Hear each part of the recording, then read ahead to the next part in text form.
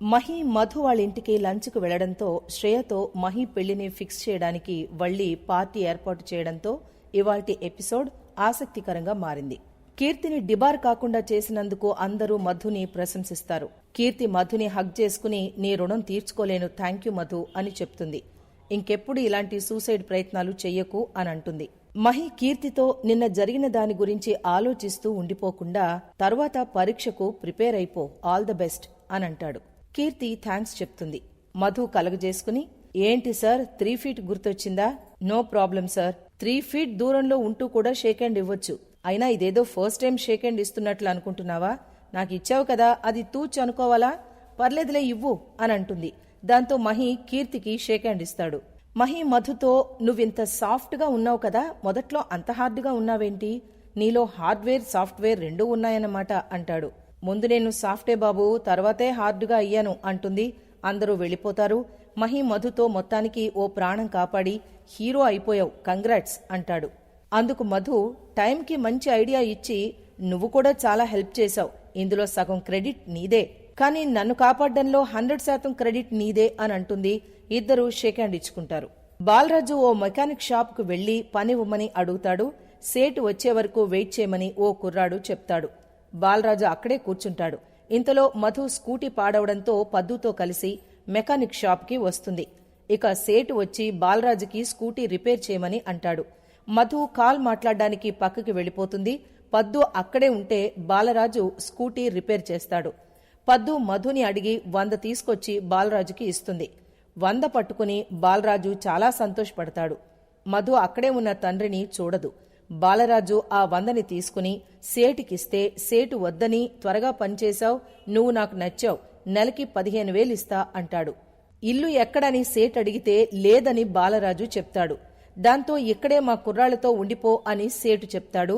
బాలరాజు చాలా హ్యాపీగా ఫీల్ అవుతాడు. 100 పట్టుకుని అమ్మా బతుకు మీద ఆశ చూపించావు, నా కూతురు భార్య కోసమే బ్రతుకుతున్నాను అని అనుకుంటాడు. నాగవల్లి శ్రేయని పిలుస్తుంది. శ్రేయ పేపర్ లీక్ గురించేమో తెగ టెన్షన్ పడుతూ ఉంటుంది.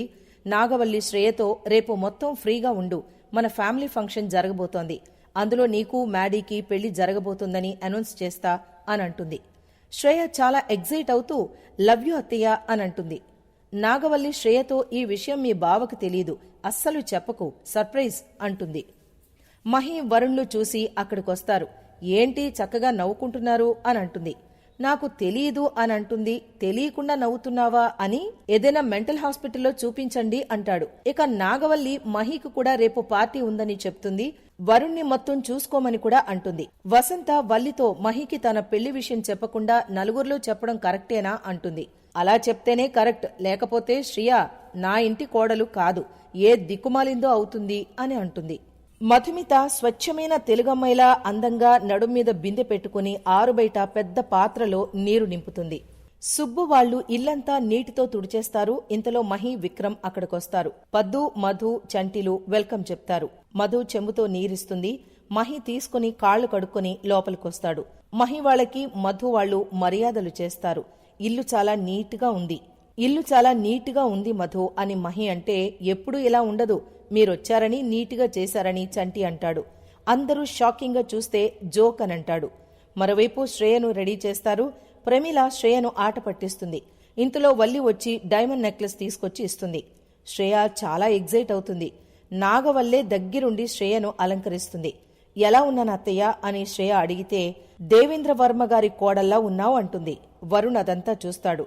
వసంత వరుణ్ దగ్గరికి వెళుతుంది. బాధగా ఉన్న వరుణ్ణి చూసి ఏమైందని అడుగుతుంది.